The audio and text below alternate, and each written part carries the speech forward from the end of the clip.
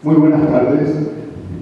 Un placer estar aquí. Agradezco la invitación a los organizadores. Señor ministro, docentes de esta facultad, de otras facultades, colegas, arquitectos, ingenieros y de otras disciplinas, público que nos acompaña. Realmente comienzo pidiendo disculpas porque uno cuando entra en un campo como el de la sostenibilidad está hablando de un campo muy vasto donde hay mucha laguna para cualquiera de nosotros. Yo ingresé a esto porque pensé que nosotros arquitectos tenemos mucho que ver con qué podemos hacer para cambiar este patrimonio que hemos ido creando y que hoy lo encontramos como muy agresivo al medio ambiente, y en donde queremos explorar cuáles serían las potencialidades y de qué manera debemos trabajar para ir cambiando esto. Lo primero que había hecho en su momento era intentar plantearme, no se preocupe por la letra chica, tampoco yo la veo, pero lo que sí quiero decirles es que trabajamos primero con una idea de la línea del tiempo. La línea del tiempo es esa que más o menos marca cuando comenzamos a preocuparnos de esto, ¿no? Hay una serie de acciones allá por los años 30, pero acciones muy aisladas. Más bien hay trabajos serios, como por ejemplo, no recuerdo el título exacto, pero había algo así como La Primavera Silenciosa y otros trabajos que marcaban, por ejemplo, de por qué los vikingos tuvieron colapso y prácticamente su intento de colonizar Groenlandia termina. Hay muchas experiencias, siempre yo me pregunto por el caso del Líbano, con esos cedros de su bandera, y que realmente hoy miramos eso y los tales cedros no están. Y cuando pensamos en la Mesopotamia, Entre Ríos, es su nombre, la región oriental del Paraguay también es una Mesopotamia rica, llena de arroyos, agua, de todas las cosas, y resulta que la estamos destruyendo a una velocidad muy acelerada. Y entonces, parte de lo que acá estoy presentando en la línea del tiempo es el año 72, las Naciones Unidas reúnen por primera vez un equipo de medio ambiente en Estocolmo, y algo que fue muy importante en su momento fue en el 87 el informe Brundtland, donde prácticamente se presenta por primera vez el hecho de que el mantener el medio ambiente es responsabilidad de todos.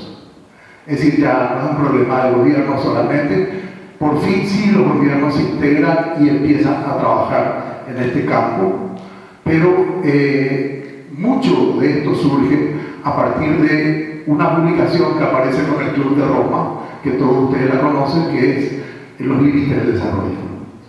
Yo llegué a Alemania en el año 74. Ellos estaban a un año de haber tenido un colapso en donde durante casi un mes, todos los fines de semana, no circulaban autos en las autopistas por el corte de petróleo que hicieron los países en relación a la guerra de Yom Kippur. Entonces, vienen dándose una serie de sucesos. Río de Janeiro, la cumbre de Río de Janeiro fue uno de los puntos importantes que marcan un proceso de cambio. El protocolo de Kioto es otro. Últimamente también tenemos los acuerdos de París que hoy citaron. Y en paralelo viene el ámbito del hábitat desde Vancouver, desde Estambul y ahora con Quito 2016. Hay elementos que pareciera que en este momento el hábitat le da tanta importancia al medio ambiente y el medio ambiente toma un valor mucho más amplio y que en realidad afecta a todas las comunidades. Esto es los límites de desarrollo. ¿Por qué me parece importante? Porque en realidad fue desarrollado por un equipo amplio de personas de distintos países, comprendiendo muy distintas disciplinas. Acá dice, pese a que el mundo sigue funcionando con esquemas de épocas pasadas. Y es parte, cuando yo analizo cómo proyectamos los arquitectos y cómo enseñamos arquitectura, tal vez estemos enseñando ya mirando al futuro, o tal vez todavía mantenemos muchos esquemas en los cuales estamos acostumbrados. Sabemos que el ser humano es un ser muy cercano a todos los procesos automatizados. Si yo aprendí algo, transmito lo que aprendí. Hay un esfuerzo que tenemos que hacer todos para adaptarnos a un nuevo concepto, a cambiar paradigmas, y parte de eso fue el estudio que acá se planteó. Dice la crisis actual, este es Aurelio Messei, era miembro del Club de Roma, es el producto de la imprevisión y del excesivo optimismo en los años 60, en que se creía que la tecnología no tenía efectos negativos y el desarrollo económico no iba a conocer límites.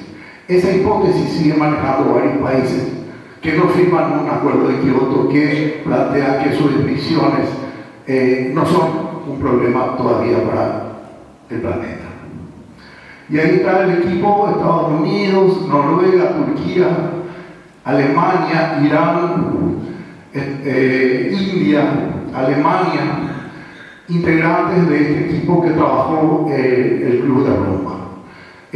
Lo valoro especialmente porque justamente ya no es una iniciativa puntual de un grupo, hay una amplitud de mira que ayuda a que las cosas se vean diferentes. En el año 82 publicó Alemania este trabajo, Construir ecológicamente. Era la respuesta, porque justamente, ¿qué me llamó la atención y por qué me interesó? Porque vi en Alemania el esfuerzo país para empezar a transformar todo aquello que podía ser un problema para ellos en el futuro. Esa capacidad de hacer un análisis de los problemas por los que hemos pasado y empezar a diseñar de qué manera esos problemas no nos van a afectar. Vamos a ver un poco más adelante una línea de tiempo donde en el año 71 los alemanes estaban ya planteando la importancia de hacer una revisión en el campo del medio ambiente y otros procesos de los cambios, de los cuales este libro marca justamente una revisión de qué se sabe en ese momento y de qué manera en ese momento era posible construir con este principio de ecología.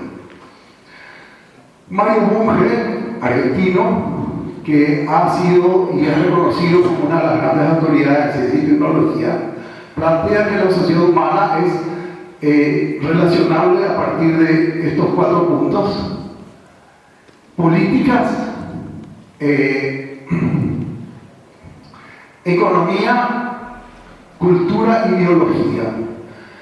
Reformulando eso, se podría decir que el medio económico y el medio cultural trabajan en base a esto que es la riqueza que tenemos, es decir, todo lo que tenemos está en ese medio natural, y de qué manera nosotros, a través de nuestras políticas,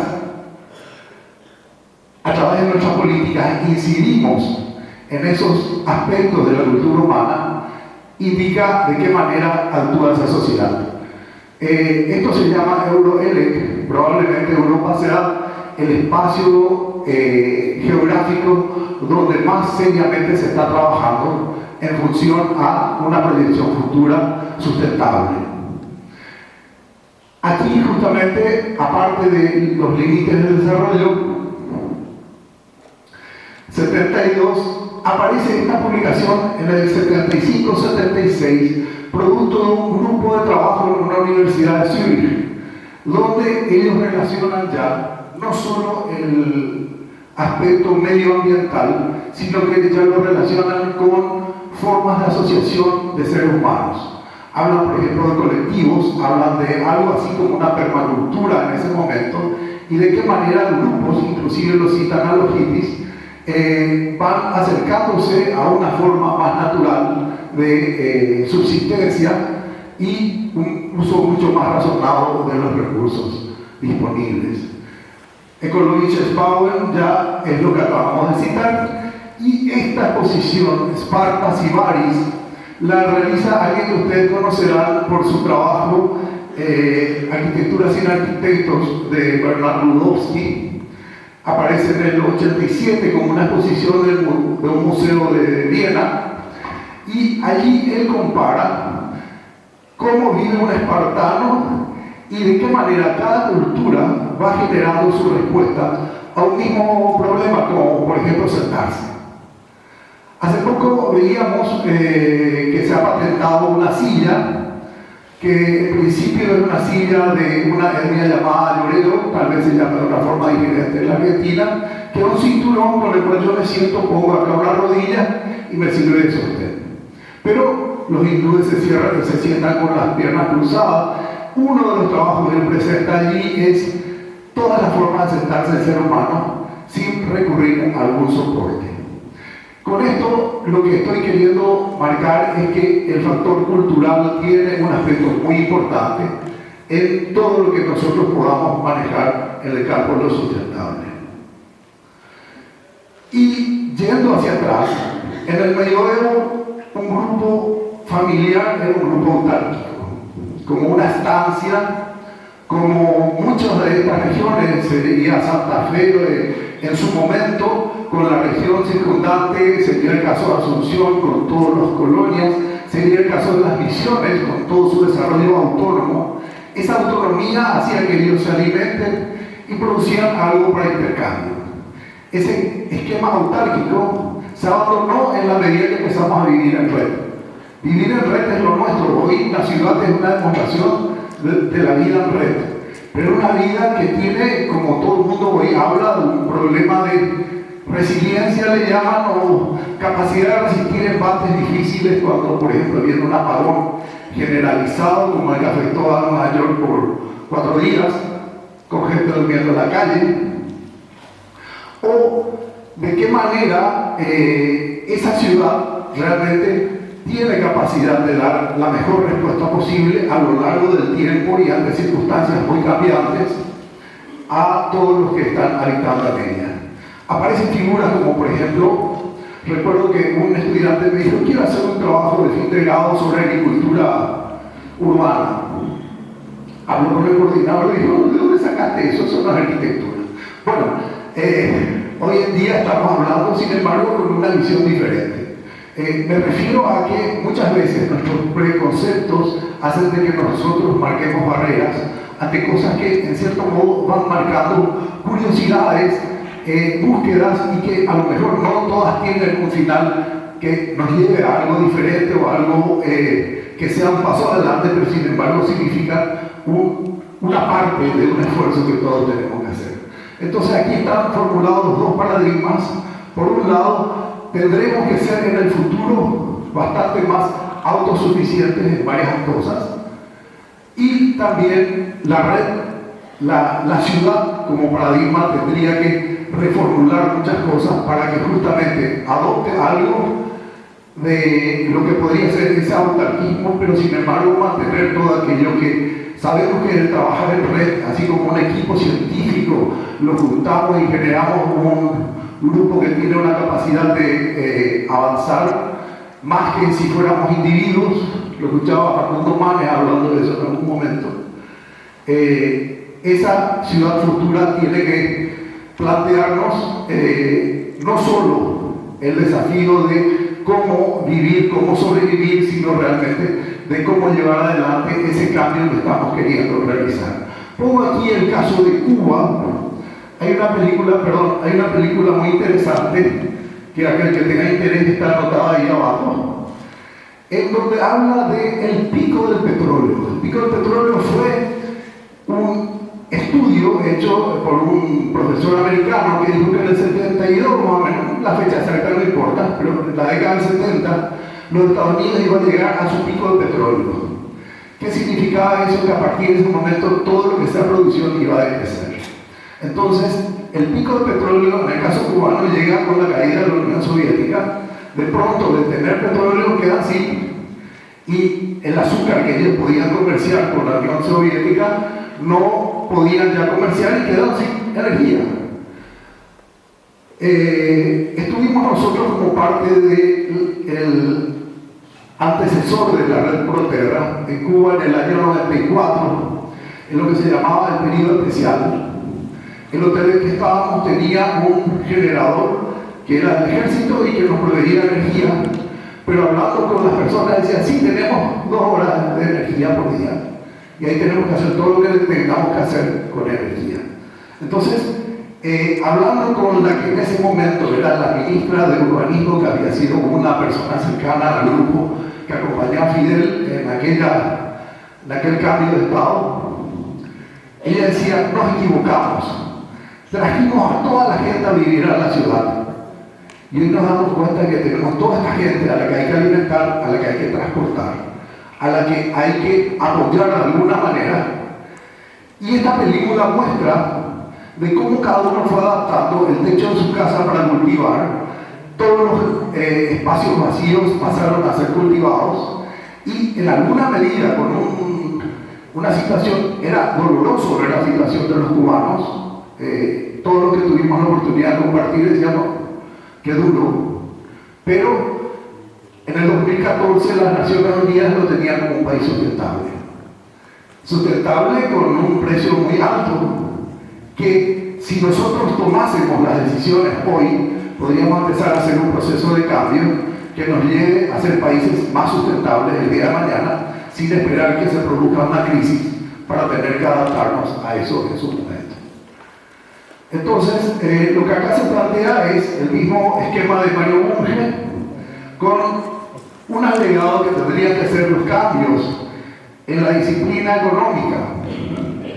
Quieras o no, sabemos que la arquitectura y todo lo que sea ambiente construido, ambiente antrópico, depende de la economía en la toma de decisiones. Es decir, mientras el concepto económico no cambie, probablemente no veamos una transformación muy grande.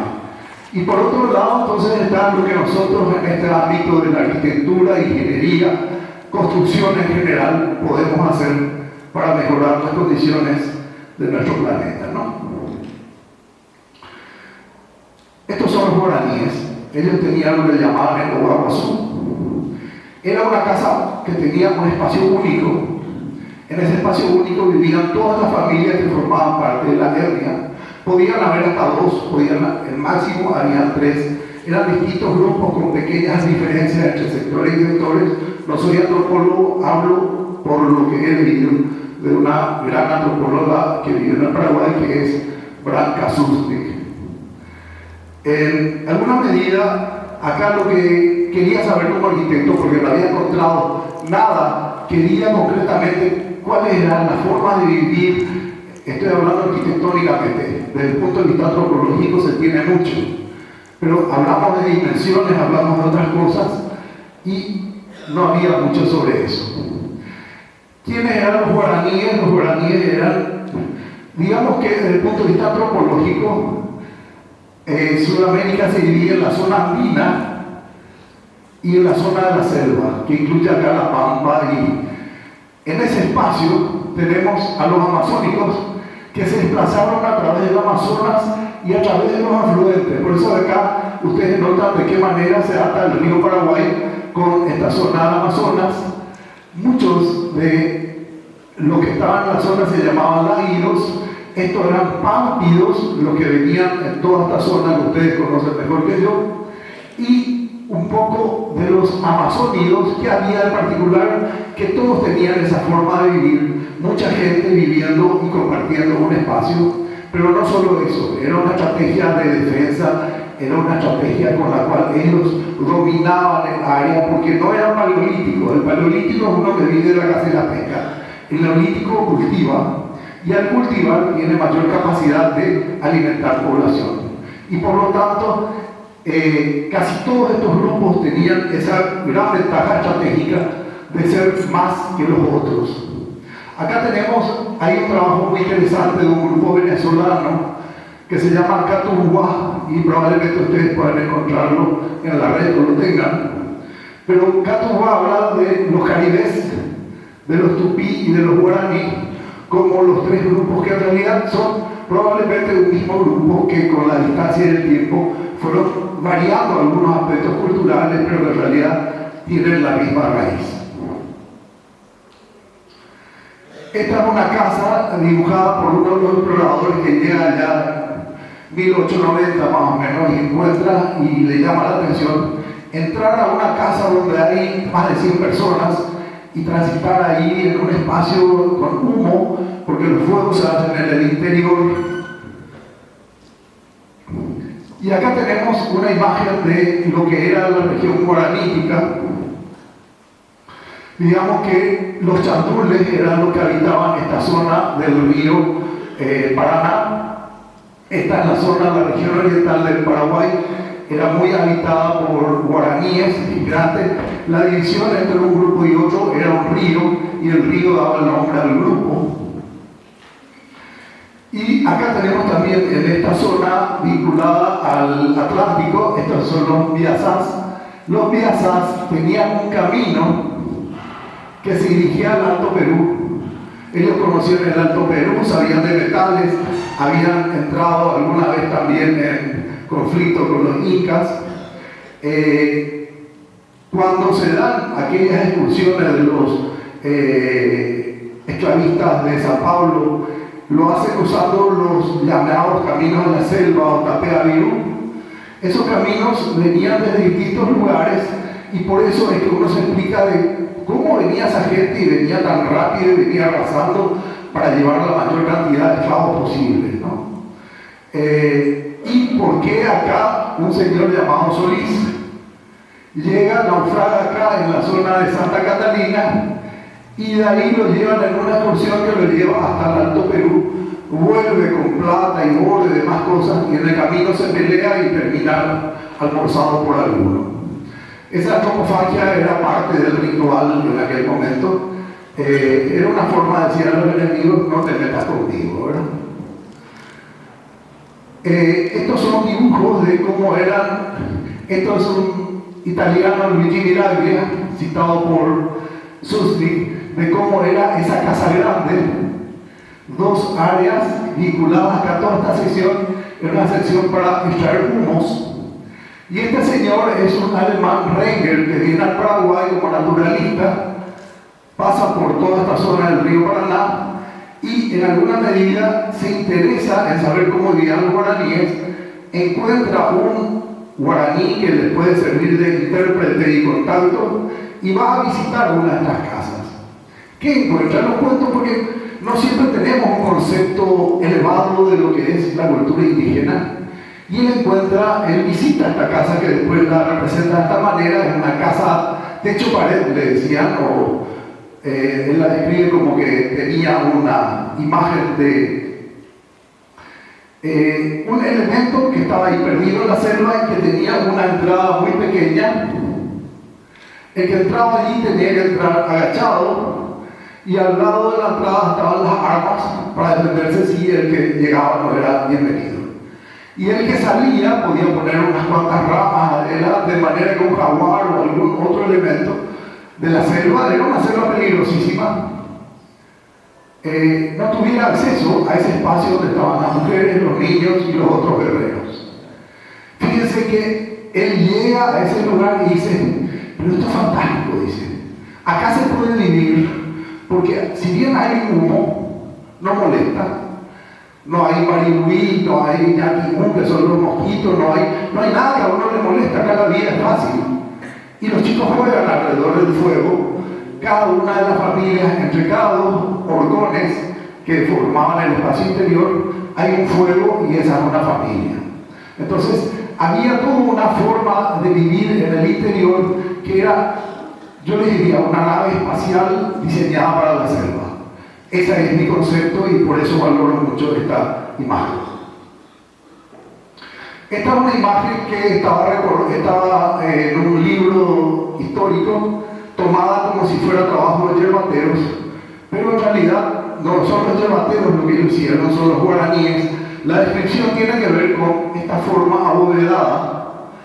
¿Por qué? Porque acá a esta altura hay toda una línea de vigas, son tacuaras clavadas en el piso, que gira. Vamos a verlo en la próxima lámina. Ahí tienen ustedes la imagen. Esta es una viga, otra viga, dos líneas de horcones.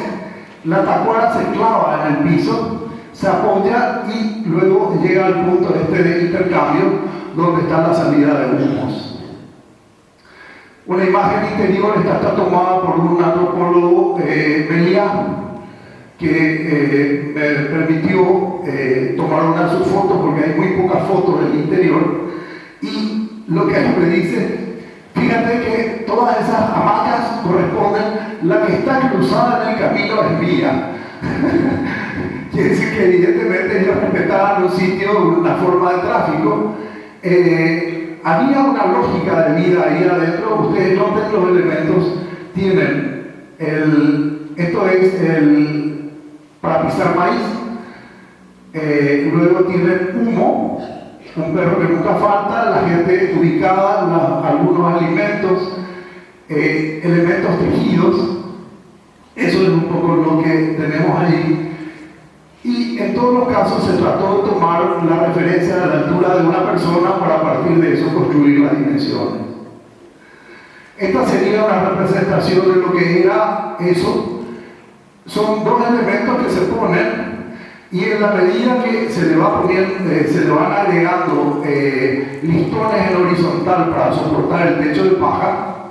En realidad esa época no era paja, sino que eran hojas de monte. Eso lo van atando con cuerdas y la persona que va subiendo hace que eso vaya confluyendo en el medio. Finalmente se coloca un elemento de tranca y eso queda con una fuerza tremenda que hace pensar en que eso puede ser una obra de cestería. Ahí tienen varios cortes de distintos ejemplos que se pudieron encontrar en la bibliografía, por decir,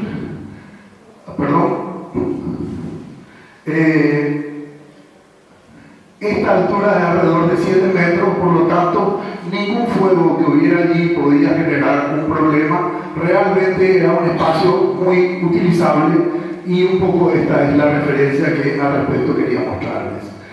Esta cultura la hemos compartido en toda esta región.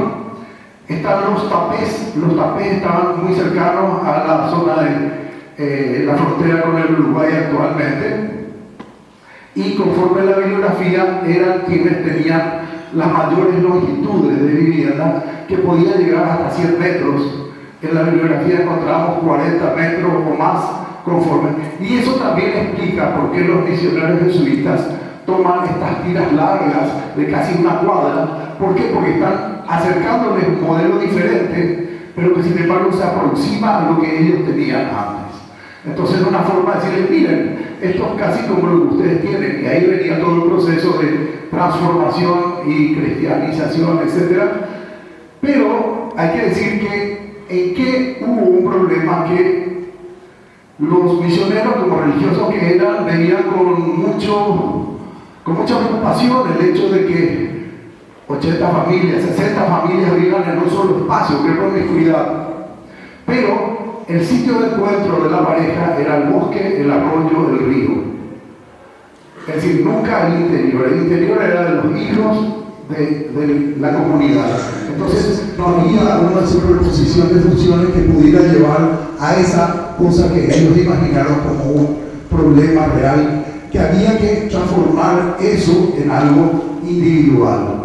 Y de ahí surge el hecho que ustedes van a encontrar que en estas casas misioneras, entre dos columnas del exterior, hay una familia. Es una reproducción de cómo ellos vivían, solo que ahora cada familia está dividida y separada del resto, y lo que comparten en común es la galería exterior. Esa galería donde en nuestro poblado del interior es usual que la gente se sienta en la tardecita, tome tereré, hable con el vecino y comparta con alguien. ¿Qué va pasando? Le dice, vamos pues. Y se responde, dice, sí, como no, yo me voy. Y hasta ahí queda la cosa. Todos saben que eso es un decir. Bueno, acá tenemos una muestra sencillamente de que este es un artesano Buá, uno de los grupos guaraní actuales. Ustedes notan cómo, en todos los casos, está todo atado con liana. Esa es la forma de trabajo. El monte proveía todo esto. Lo que pasa, y el problema que ya les mostraré al final, es hoy ellos ya no tienen monte. Entonces se encontraron en una situación que les obligó a un cambio de técnica, a un cambio de forma de vida y a pedir apoyo a quienes no eran parte de su grupo. Esta es una imagen de esto hoy se llama un opul, que debería ser un lugar de espiritualidad del grupo étnico, que es un recordatorio de cómo se vivía antes. Ellos viven todos en casas individuales. Es decir, nuestra cultura logró romper en ellos todo aquello solidario que tenían, y ellos están viviendo así hoy. Bueno, y acá está un poco una formulación que la hago porque les pido disculpas de todas maneras, pero nuestro concepto tradicional de vida en un espacio era, si esto es una vivienda o un edificio, lo que sea, había un clima y había recursos del sitio, de los cuales los podemos clasificar en aire, materia, energía y agua. Y de cada uno de ellos nosotros devolvíamos al medio ambiente residuos de agua utilizada, aire viciado, materiales que ya no se usan, que son basura, y la energía que podía ser consumida.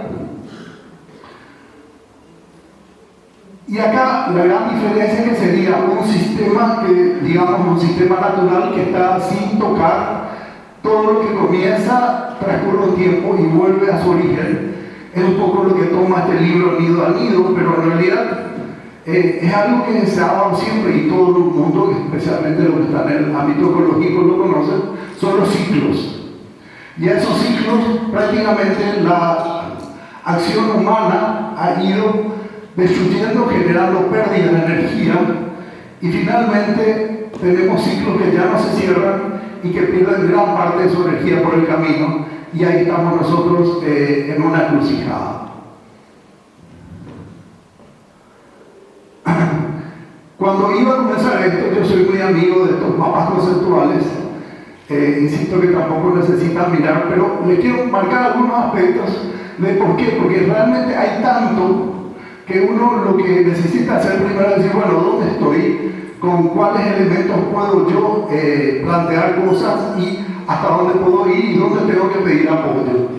Y entonces el concepto de sustentabilidad está atado aquí al desarrollo del conocimiento, fundamentalmente, temas de mitigación, algunas respuestas dadas, qué hace la ciudad y la vivienda al respecto, y un poco capitalizar experiencias negativas y experiencias positivas, porque las hay muchas, y de esa manera ver de qué manera vamos construyendo nosotros nuestro camino futuro.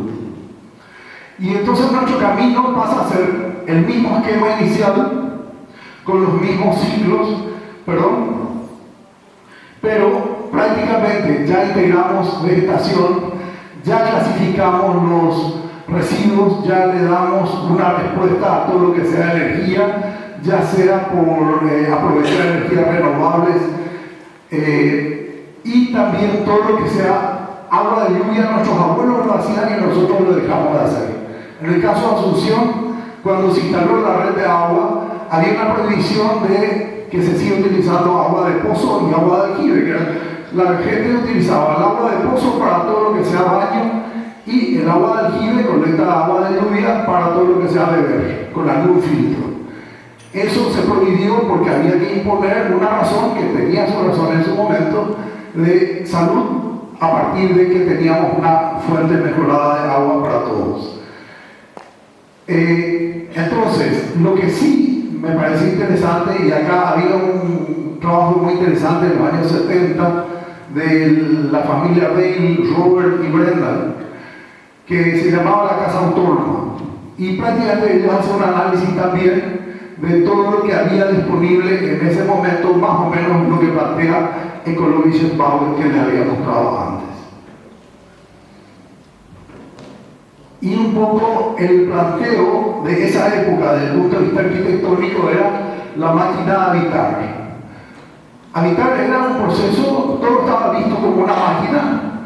Acá mi amigo Ariel me decía la prefabricación, el concepto de máquina, por lo que veía alrededor de Bauhaus, nada más, un señor como Gropius, arquitecto, ve que la maquinaria se usa en todas sus formas para la destrucción, y dice, pero usemos esa tecnología para vivir mejor, para producir más viviendas, y al mismo tiempo más o menos surge, por un lado, todo el grupo Bauhaus con un concepto de llevemos el arte a la vida de todos, y entonces una producción en serie de objetos de gran valor de diseño, pero que se son producidos para una gran cantidad de personas, Y también se quiere llevar ese concepto al tema de la vivienda y aparece un Fuller que tenía una serie de proyectos de Dimaxion, creo que se llamaba la casa, pero así también el amigo Le Corbusier, que plantea sus paradigmas de cómo habría que hacer la vivienda futura. Es decir, es todo este movimiento moderno que empieza a interesarse en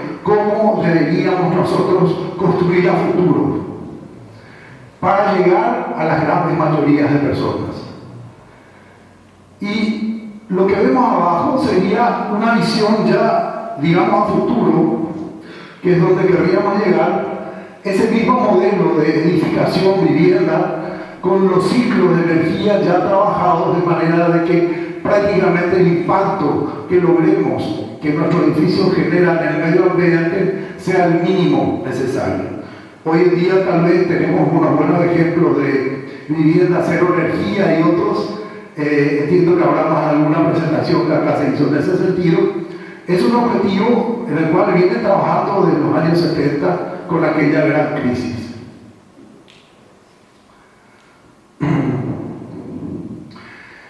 Este es un proyecto que encontré, justamente le decía Ariel, cuando uno se pone a revisar dónde estamos hoy. Ustedes ya lo habrán visto, es el proyecto ganador del premio Mies van der Rohe. Es el grupo Lacaton, Lacaton con Russell, que es el marido, y ellos se presentan con este proyecto que eran viviendas construidas en 1966, que había que tomar la decisión de qué hacer, son 500 y tantas viviendas, y ellos lo que proponen es agregarle a estas viviendas un suplemento, y con ese suplemento, fíjense, estas son las viviendas de los años 60 y ellos acá le están agregando un elemento que amplía la vivienda y le da nuevas formas de uso. En gran parte, si ustedes se ponen a pensar, ¿cuántos edificios tenemos que requieren de que los actualicemos? Nosotros tenemos en Asunción, en pleno centro, un gran colector solar, un edificio de vidrio, en las 4 sentidos. Escuchaba hoy una conversación sobre el tema del vidrio. En el caso nuestro, realmente el vidrio es una hecatombe, y uno de los proyectos que voy a mostrar es justamente de un grupo que se plantea la vegetación como una rebelión contra el vidrio, ¿no? Pero todos conocemos cómo proteger la arquitectura, lo venimos haciendo de los años 50. Ustedes en Argentina tienen una trayectoria muy grande en ese sentido, equipos muy valiosos trabajando en eso. Entonces, lo que acá quiero resaltar es justamente este hecho. Fíjense, el jurado destaca calidad y relevancia del programa de la vivienda colectiva. El proyecto desafía el stock de las viviendas existentes. ¿Cuántas viviendas hay en Europa que son de la posguerra y que tienen que ser actualizadas para que tengan, justamente, regulan los requisitos que hoy llamamos de sostenibilidad? Imagínense en Buenos Aires, aquí en Santa Fe y en Asunción, todo el esfuerzo que está por hacerse para adecuar lo que tenemos. No digo yo para construir cosas nuevas. Ese esfuerzo de adecuación llevará mucha creatividad, llevará un gran esfuerzo, y acá lo que ellos muestran es que pudieron ver que todo lo que había ahí había que actualizar tal vez, pero era cuestión de agregar cosas. No era cuestión de demoler por todo el gasto de energía que significaba y volver a construir algo nuevo. Esta gente, Lacaton, Lacaton y su equipo Basel, se destacaron en algún momento cuando resulta que nosotros los arquitectos tendemos a ser arquitectos de estrellas, y las ciudades comprendieron rápidamente que si tenía yo un museo Guggenheim podía traer mucho público, y eso tenía una importancia desde el punto de vista del turismo. Entonces muchas ciudades empezaron a construir. Está aquella torre que hizo el amigo Calatrava, el torso girado, cosas por el estilo. Algunos dicen, y perdónenme, soy arquitecto y tengo mis opiniones, y es una opinión personal la que voy a dar, pero muchos crean el problema para después solucionarlo, dicen. Entonces, creo que el esfuerzo nuestro está en atacar el problema desde la perspectiva de la humildad y saber que nosotros somos parte de un gran sistema que tiene que sobrevivir, y que esa sobrevivencia está puesta en tela de juicio hoy, como sigamos trabajando así como venimos trabajando. Luego plantea que, fíjense lo siguiente, usando medios mínimos para conseguir grandes efectos. En vez de demoler, la ventaja de transformar edificios existentes. Ese es el resumen que el jurado plantea con relación a este proyecto. Entonces dice que las comisiones de nuevos edificios de vivienda piden una reducción de la superficie por razones de costo, y ellos con esta solución amplían la superficie del edificio. Es decir, se logra un doble resultado, y ese es el motivo de este premio Miss Van der Rohe. Ahí están construyendo, está el edificio anterior y está lo que están ampliando, y vamos a ver algunas imágenes, un poco lo de antes, lo de hoy, lo que fue la propuesta. Esto todavía es una imagen 3D, pero acá tienen la construcción, dos elementos que se agregan, se adosan al edificio para ampliar toda esta sección, digamos, de uso social y de cocina de las familias que allí vivían. Ahí ya están buscando dar determinación. Ahí tienen algo de la cocina también a la vista, y la sala, la cocina, la sala. Es decir, los edificios en su imagen posterior. Y en alguna medida lo que acá plantean es que toda esta revolución verde que nos toca a nosotros hacer, especialmente a ustedes, los jóvenes que están acá acompañando, es encontrar los medios para hacerlo. Yo esta sierra no la conozco, pero evidentemente lo que están haciendo es cortar las paredes con el mínimo polvo para justamente ir creando los nuevos espacios que son necesarios. Y este es el bosque vertical que tal vez ustedes conozcan, esta imagen por medio de la Wikipedia. Y dice, qué buena imagen. Buscando más, el equipo ahí figura Breli, Rebeca y Navarra. ¿Qué tiene en particular? Que han construido un edificio donde tienen una tremendamente grande superficie de vegetación con unas 2000 especies que acompañan. Ahí tienen las imágenes, tienen árboles de mediano porte, pequeño porte y luego vegetación que acompaña. Otras imágenes del conjunto, y algo que acá plantean, dice que le consultaron al equipo cuáles son las virtudes del proyecto que hicieron, y ellos no citan a los edificios, sino que dicen: el bosque vertical del 2014 en Milán es el proyecto de renovación más amplio en Italia, 2 torres de 80 y 112 metros, 480 árboles grandes, medianos 300, pequeños 11.000 plantas y 5.000 arbustos.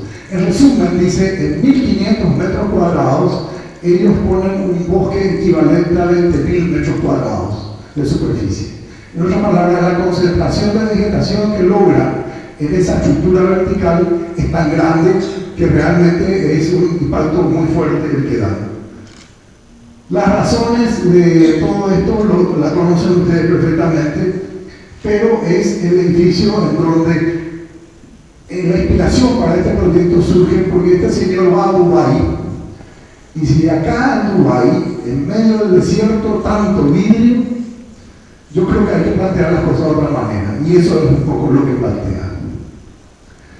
Este es un grupo, la firma ARO, que ustedes habrán escuchado. Este señor acompañó a Fray Otto en todos sus trabajos, era una firma de ingenieros principalmente. Hoy en día es una firma internacional que tiene como 10.000 personas trabajando en distintos países.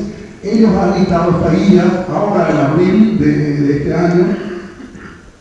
Lo que intenta es justamente, dice, dar directrices para todo lo que sea servicio de construcción, inspirado en el concepto de cuna a cuna. Cuna a cuna es el trabajo que habían hecho hace un tiempo sobre la importancia de todo lo que arranca debe terminar en el mismo punto nuevamente. Hay un libro, Cradle to Cradle, ¿verdad? ¿Qué plantea el equipo este? Es eliminar el concepto de residuos, decía uno de los autores de C2C, confiar en el flujo natural de energía y celebrar la diversidad. Ese es el planteo que ellos tenían. Y el equipo esta es una obra en el desierto para crear un jardín botánico en medio del desierto, creando una atmósfera artificial alrededor. Y entonces, bueno, estas son el tipo de obras que probablemente nosotros que no tenemos petróleo no sé también, habría que ver si se justifica o no, ustedes dirán. Pero de todas maneras es una proeza de la ingeniería lograr esto en un medio tan adverso como el de un desierto, ¿no?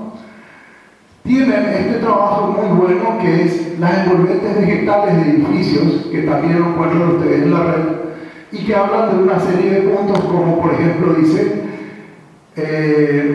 5 estudios de caso, perspectivas, enfoques de diseño, calidad de vida, beneficios. Es decir, el tema de la envolvente verde es un tema serio en el cual tenemos que trabajar aquellos que aún no lo estamos haciendo. Y poco antes de venir me llegó esta información de una exposición que presenta la embajada alemana sobre lo que ellos llaman la transformación energética alemana. Ustedes saben que Alemania, así como Japón, renunciaron a la energía nuclear. Es decir, los riesgos de la energía nuclear son altos y además hay un residuo tóxico que es muy difícil de eliminar. Ustedes acá en la Argentina tienen sus experiencias, que eran en su momento una avanzada y probablemente el futuro, pero lo que ellos están tratando de mostrar que hoy no van a construir nada nuevo en el campo nuclear, lo que está nuclear sigue trabajando hasta tanto ellos puedan encontrar las fuentes sustitutivas. Y diría yo que en este momento lo que ese cuadro presenta es que el 30% de la energía que utiliza Alemania ya provienen de fuentes limpias, es decir, energía eólica y producción fotovoltaica. Eso es en alguna medida uno de los países. España tenía uno de los temas del liderazgo en el campo de las energías alternativas, con tantas superficies muy bien soleadas y no siempre productivas desde el punto de vista del agro. Tenían un espacio tremendo para producción, pero los intereses comerciales cortaron eso justamente desde una perspectiva política que recién ahora la Comisión Europea pudo frenar y hacer que España retome el camino de las energías renovables. Acá tenemos el ejemplo, es la cúpula del Förster del Parlamento alemán, que en su momento ya fue planteada como con un criterio de una perspectiva ecológica y algunos de los temas que considera, y en alguna medida que Alemania, con esta transformación que hizo, ha logrado aumentar la cantidad de actividad que realizan sin que por eso el consumo crezca. Esto también lo encuentran en la red, está disponible ahí como bajo este título. Pero el mejor kilovatio hora es no consumido, dice esta señora Merkel, que es una persona muy interesante. Y ahí marcan también una línea del tiempo, lo que está abajo como una línea, es la línea del tiempo que se da en Alemania desde el 1971. Y esto ya cerrando es un poco la experiencia que hicimos. Nosotros formamos parte del equipo, mi señora Emma que me acompaña y un grupo de personas que trabajamos en el campo de la vivienda de interés social. Estos son comunidades indígenas guaraní que tienen el problema de que hay una intención de expulsión hacia ellos. Han conseguido legalizar la tierra, pero por razones de que no tienen acceso al dinero, tienen que alquilar parte de su tierra a gente que cultiva soja. Y ustedes ven este contraste entre el bosque y la soja, donde no quedó nada en todo el horizonte. Ese tipo de situación es la que nos decía un anciano. Yo caminaba, un hombre de 80 años vino para la discusión sobre la casa que ellos pidieron. Camino 80 kilómetros, pero está mucho más difícil hoy, porque yo antes venía por el bosque y sabía dónde había agua, sabía dónde estaba la casa del fulano y sabía dónde podía conseguir alimentos. Hoy no tengo nada de eso. Entonces el cambio ha sido grande. Hay algo que cambió también para bien de ellos, no sé, pero el medio técnico, la bicicleta que no es tan usada ni tan deseada como la moto.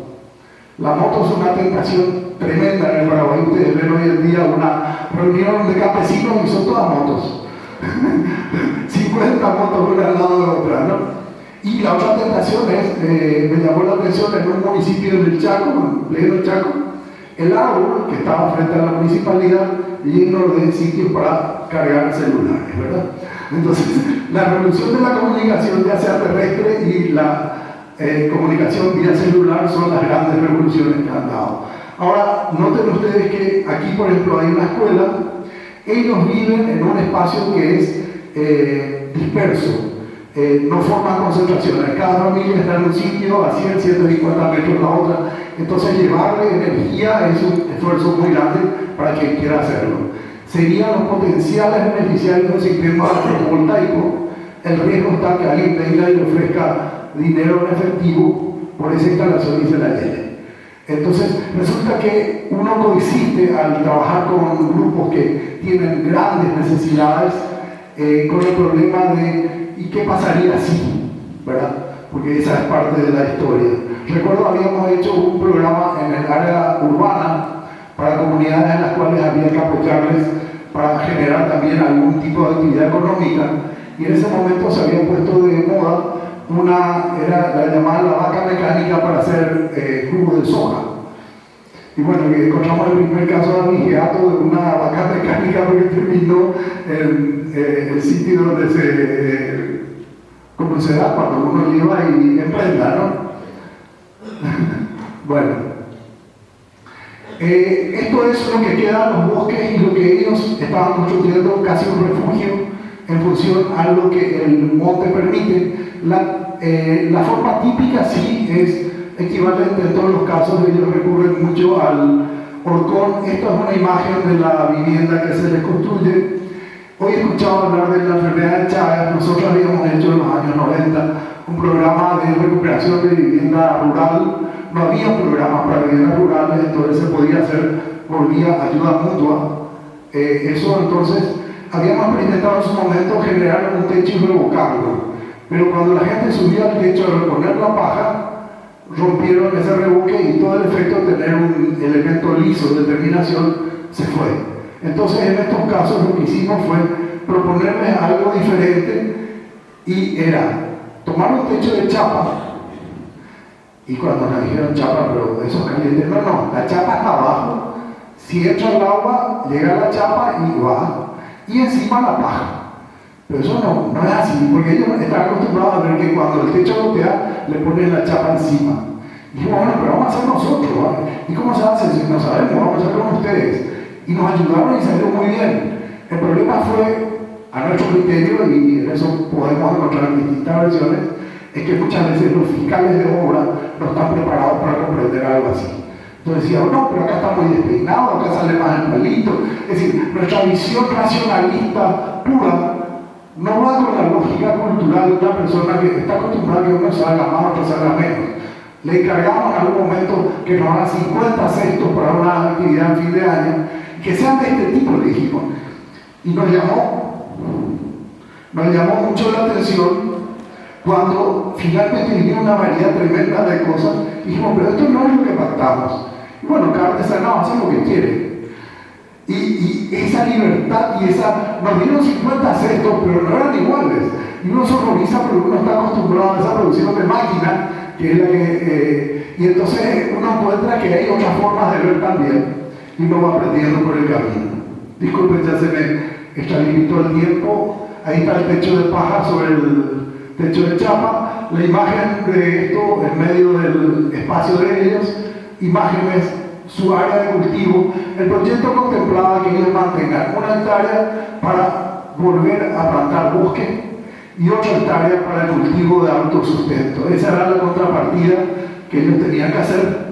Y acá observan ustedes dos cosas: una es la ducha y otro es un sanitario seco solar que no fue exitoso porque lo colocamos necesariamente, tenía que estar al sol, y a ellos no les gusta que se los vea cuando van al baño.